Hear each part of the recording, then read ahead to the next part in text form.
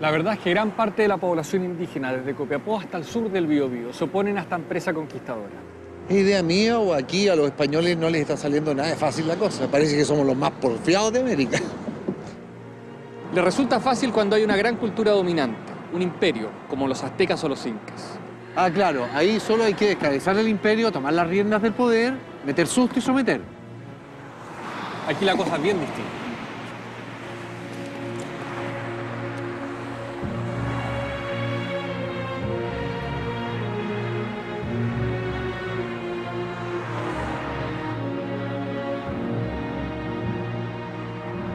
Para el español, Chile es uno de los territorios más conflictivos de la región. En 1592, España manda un nuevo gobernador, Martín García Óñez de Loyola. Él promete solucionar para siempre la llamada Guerra de Arauco, que ya lleva más de 50 años. Pero la magnitud de la resistencia indígena lo obliga a pedir refuerzos al rey de España. Finalmente, un ejército profesional llega en su auxilio. García Óñez de Loyola comete un error mortal: acampar en Curalaba, territorio mapuche. El campamento es atacado y el gobernador español muere a manos de los indígenas.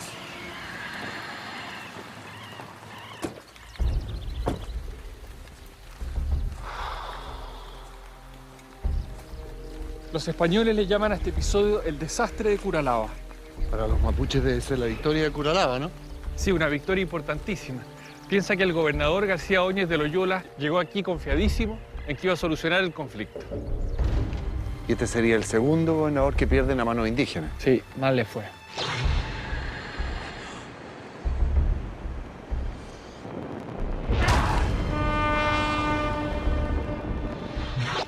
Vamos antes que nos perdemos.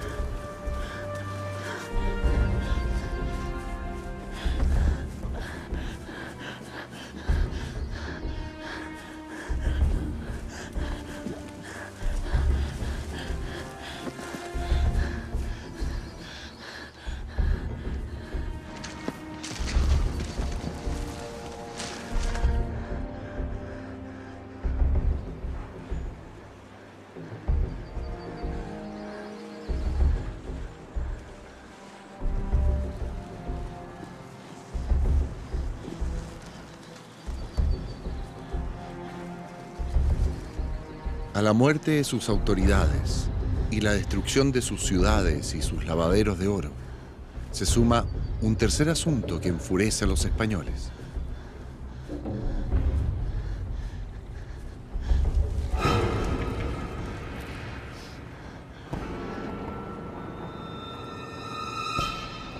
Sus mujeres son tomadas prisioneras y se convierten en cautivas.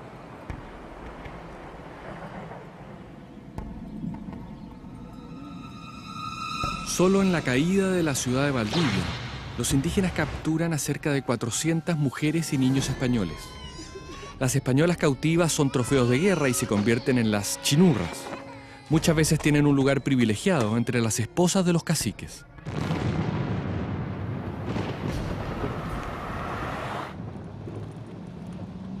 ¿Y qué pasa después de Curalaba? Digamos que el clima general empieza a cambiar. Mira. Como podemos apreciar en el mapa, desde Curalaba se ha levantado un frente que afectará a todo el reino, desde el norte de Chillán hasta Osorno, donde fuerzas indígenas arrasarán sistemáticamente los principales poblados españoles al sur del río Biobío. Por eso, atención, amigos y amigas de Arauco, Imperial, Valdivia, Angol y Osorno, prepárense para arrancar hacia el norte. A lo anterior se suma un movimiento anti-español a cargo de piratas holandeses en la ciudad de Castro, en la isla grande de Chiloé, mientras en Villarrica se vivirá una atmósfera de gran incertidumbre.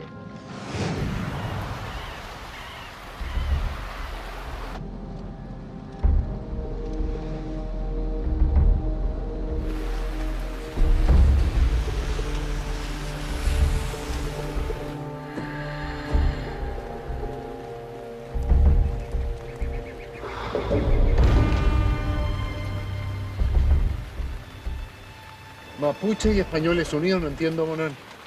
Más bien españoles sitiados por guerreros mapuche durante 3 años. 3 años. Es lo que toma en Cael la ciudad. A partir de entonces, esta zona queda bajo dominio mapuche por casi 300 años. Recién hacia fines del siglo XIX se produce su incorporación a territorio chileno. 3 años sitiados. Y cuando se rinden, ¿cuánta gente sobrevive? De los cientos de habitantes del lugar, solo sobreviven 11 hombres y 10 mujeres. 3 años. ¿Y qué comen durante todo ese tiempo? ¿Ratones? Y perros, gatos, libros, sillas e incluso carne humana.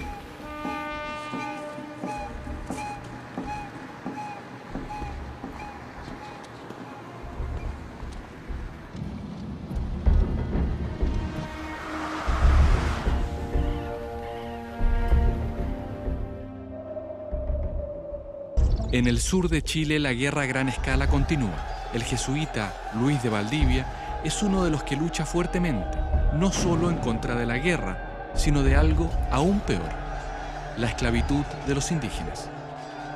Su venta permitiría a los españoles recuperar en parte las pérdidas sufridas durante el conflicto. Por lo general, se les captura al sur del Biobío para ser embarcados en Concepción y de ahí llevados por barco a la zona central, o en el caso de los hombres, exportados directamente al Perú, a Bolivia e incluso a la misma España.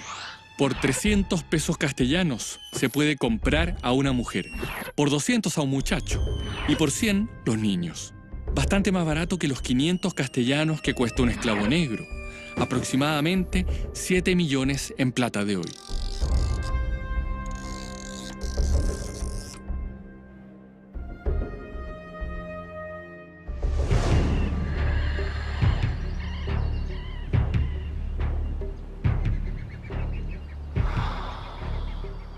Mientras tanto, en el sur de Chile, un nuevo líder indígena irrumpe en la escena. El mestizo Alejo.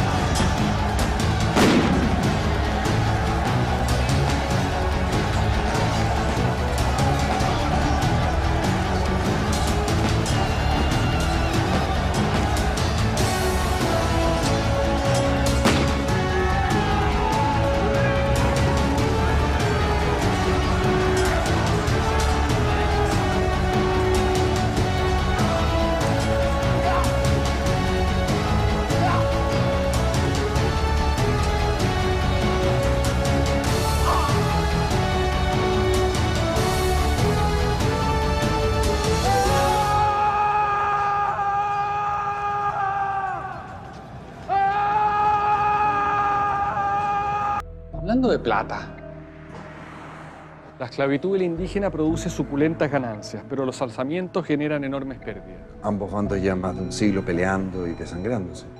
Según las estadísticas oficiales del Virreinato del Perú, unos 35.000 españoles fallecen en Chile en alrededor de 150 años, la mitad como consecuencia directa de la llamada Guerra de Arauco. ¿Y qué pasa con los mapuches? Al comienzo de la guerra tienen una población estimada de 1.500.000 habitantes. Se calcula que hacia mediados del siglo XVII han muerto unos 95.000 guerreros, casi 3 veces la cantidad de españoles. Eso sin contar las pestes. Esas matan a casi 2/3 de la población indígena. ¿Y eso sería? Aproximadamente 600.000 indígenas mueren debido a las epidemias de viruela y tifus. Un duro balance, ¿eh?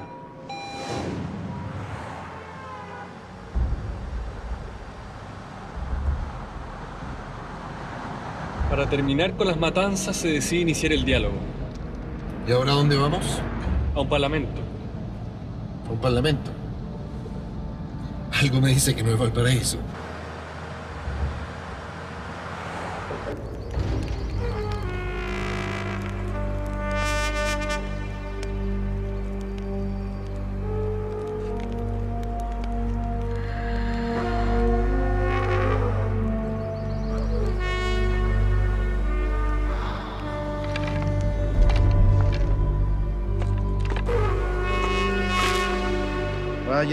Vayan escuchar.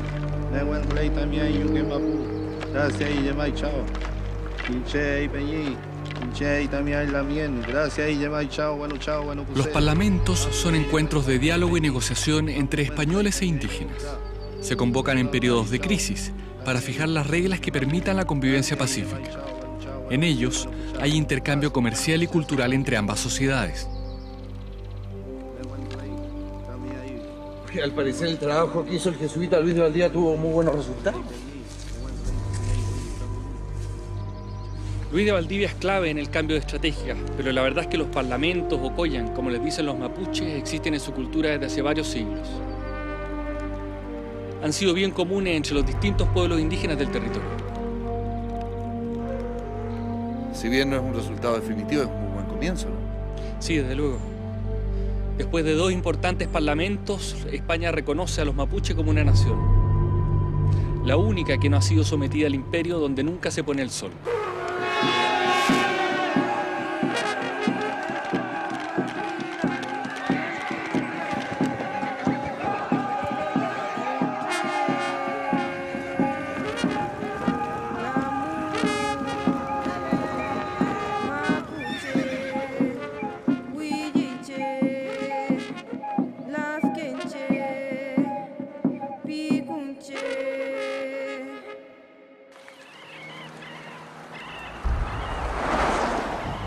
¿Y los españoles qué ganan con esta negociación? La liberación de sus compatriotas cautivos, que los misioneros puedan entrar en tierras indígenas, que los enemigos de España sean también sus enemigos y que no formen alianzas con otros extranjeros que lleguen a la costa. Por lo menos van a poder dormir más tranquilos. Ni tanto. Ahora mismo vamos camino a una catástrofe que va a dejar a Chile sin ganas de dormir.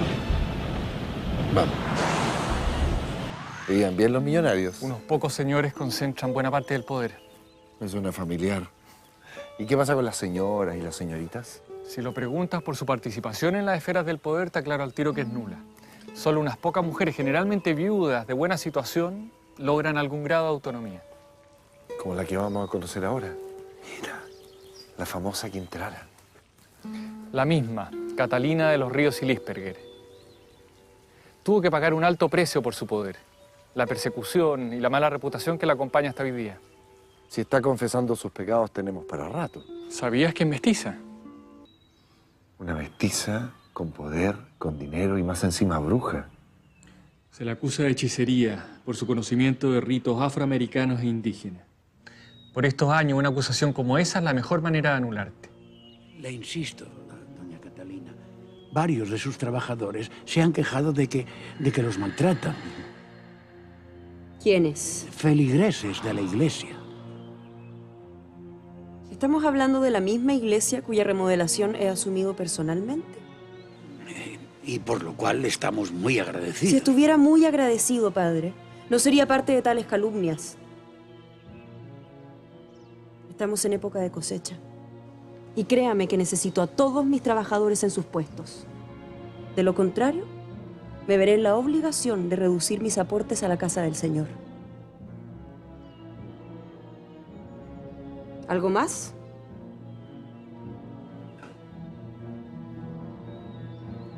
¿Ya conoce la salida?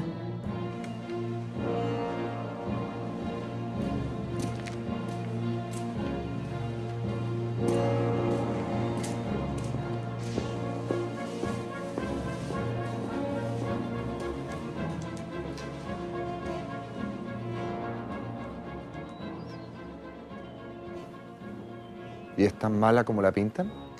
Es cierto que trata duramente a sus esclavos y sirvientes, pero es lo común en la época. La diferencia Es que es mujer.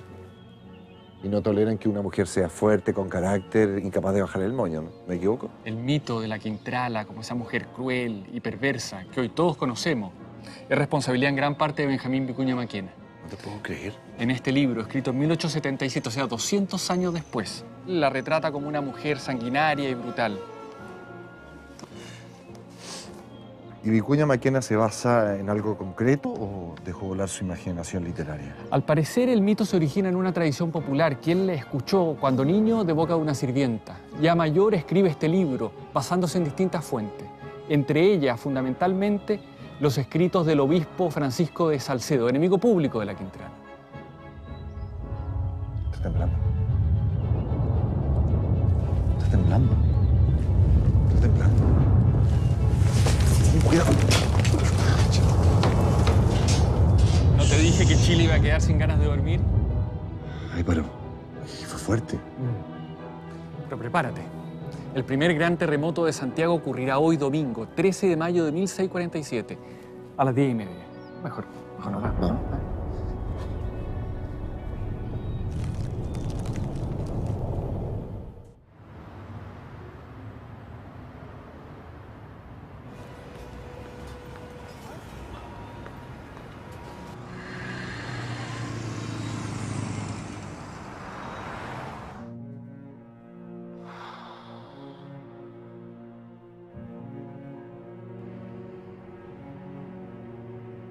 Santiago duerme cuando la mayoría de sus casas se desploman.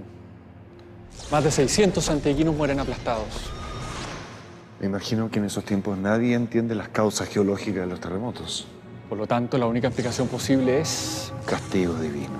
Castigo divino.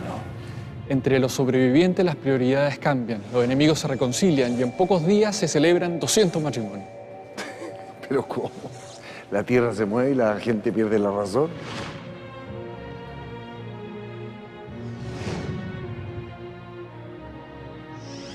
Incluso liberan a varios prisioneros, aunque ninguno negro. ¿Y por qué los negros no? Acuérdate que son víctimas de la discriminación social más absoluta. Ocupan el fondo de la escala social. ¿Qué pasó con ellos entonces? ¿Se van? Se mezclan. No sería nada raro que ambos tuviéramos sangre negra. Pero mira.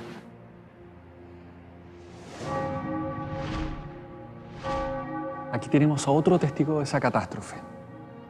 Un testigo más bien protagónico, porque esa noche, cuando los feligreses los sacan de la iglesia semidestruida, se inicia la costumbre de la procesión del Cristo de Mayo. ¿Por qué tiene la corona en el cuello? Se le cae en el terremoto. ¿Pero por qué no se la han vuelto a poner? Existe una leyenda que señala que si la corona es devuelta a su lugar, volverá a temblar con la misma intensidad. Por las dudas, dejémosla como está. Vamos. ¿Dónde se llevan el Cristo después del terremoto? A la casa de la Quintrala. Catalina de los Ríos, querrás decir.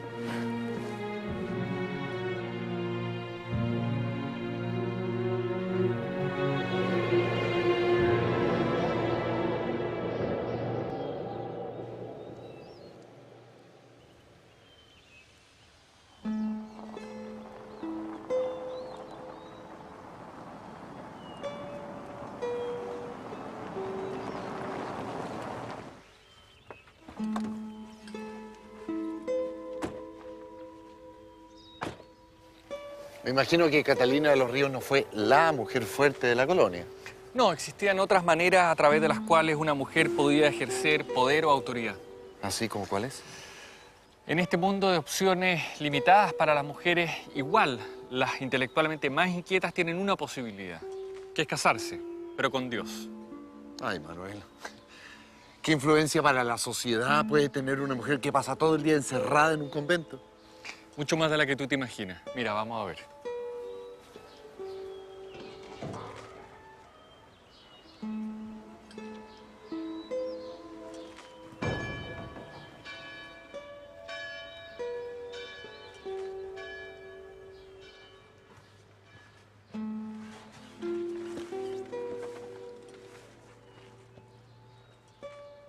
Casar una hija en esta época sale carísimo. porque hay que disponer de una dote o un patrimonio para entregárselo al novio. Me pregunto cuánto habrá sido la dote de la Quintrala. De las más caras de nuestra historia, más de 45.000 pesos de la época, o sea, unos 630 millones de hoy.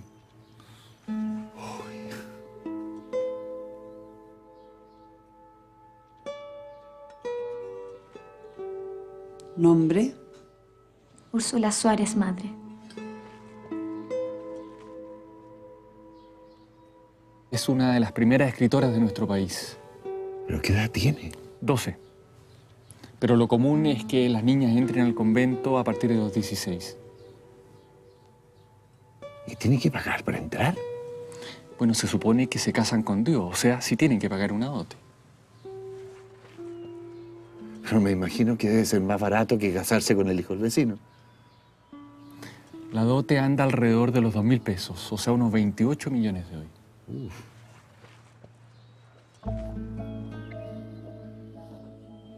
Hola, buenas. Con tanta dote, el poder económico de estas monjitas debe ser increíble. Bueno, de hecho funcionan como una especie de prestamistas. Si necesitas plata, ¿a dónde vas? A un convento y ahí te la prestan. Siempre y cuando dejes algo a cambio, como una propiedad en garantía. O sea, tu casa no le pertenece al banco, sino que le pertenece al convento. Así es. Se las traen estas monjitas.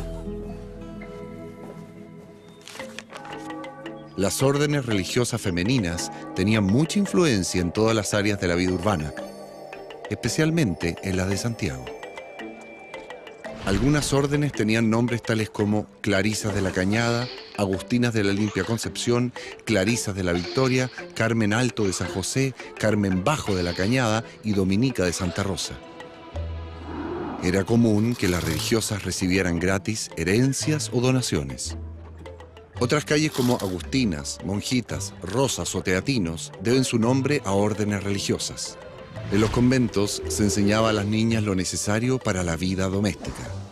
Confeccionaban hostias y vino de misa, cerámicas perfumadas y dulce de leche. Tenían a su cargo la casa de corrección femenina, es decir, la cárcel. Las monjas no vivían aisladas de la sociedad, ya que constantemente requerían de los servicios de artesanos, carpinteros y albañiles. Además, arrendaban cuartos que se encontraban junto a sus muros exteriores, en los que se realizaba un intenso comercio. Entrar a un convento no era cosa fácil. Innumerables jovencitas debieron esperar 10, 15 y hasta 20 años para lograr su objetivo. Existieron casos de extremo fervor, en que un solo vecino encerró dentro de un convento a sus 8 hijas. Con el tiempo, la vida en los conventos fue sinónimo de recogimiento.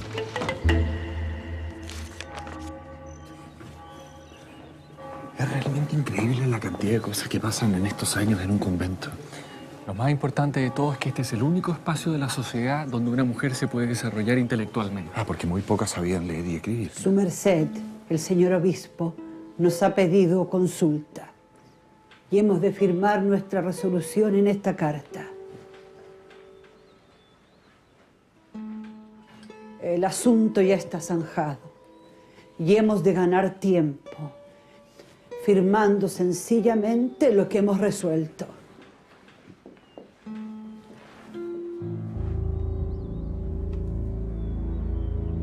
¿Úrsula?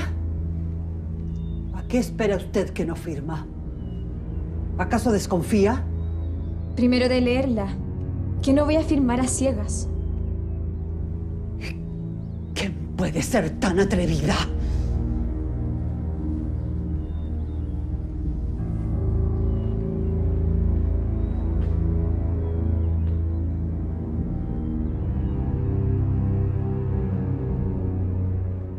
Úrsula Suárez se destaca desde pequeña por su fuerte inquietud intelectual, su carácter férreo y sobre todo sus experiencias místicas y sus revelaciones la convierten en una de las líderes entre las monjas.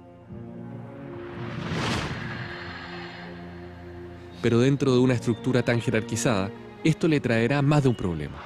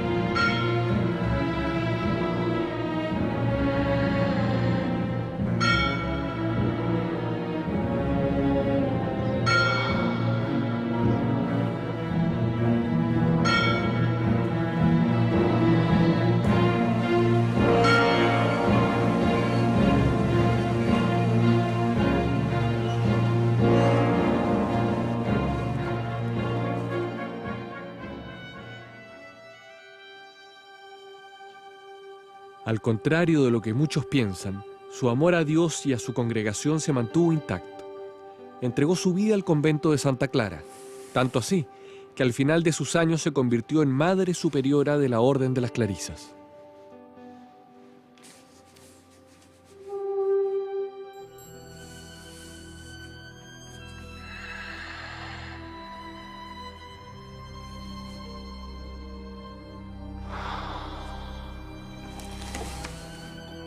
Como vería vuestra paternidad en mis primeros cuadernos, que todos mis pecados fueron engañar a los hombres, por vengar a las mujeres por las que ellos han burlado. Y desde antes de mudar los dientes, empecé a vengar a las mujeres con gran empeño. Úrsula escribió unas memorias que son uno de los grandes testimonios de la espiritualidad femenina de la época. En definitiva, las corporaciones religiosas forman parte de todas las esferas de la vida. En el Chile colonial, pocas instituciones tienen más influencia que las órdenes religiosas, en la economía, la educación y la soberanía. Los primeros en pisar territorio chileno, junto a Diego de Almagro, son los mercedarios. Los franciscanos evangelizan en el sur del territorio. Los dominicos se preocupan de la educación, creando el primer instituto educacional con grado universitario y biblioteca. Los agustinos son una orden confesional con mucha influencia, especialmente en la ciudad de Santiago. Finalmente, los jesuitas, la orden más importante e influyente de la época, no solo son una potencia económica, sino que se interesan por el mundo mapuche y, a pesar de algunos problemas iniciales, son los primeros que logran penetrar con éxito en el territorio indígena. ¿La jesuita, la más poderosa? Sí. Tanto en Chile como en el resto de las colonias españolas han acumulado un poder enorme. Por eso son lo primero que hace desaparecer la corona cuando inicia su contraataque. ¿Pero hasta cuándo van a aceptar que vengan de afuera a decirles qué tienen que hacer? Tranquilo, esto va a ser crisis luego. Por fin la libertad. Esa historia hay que verla.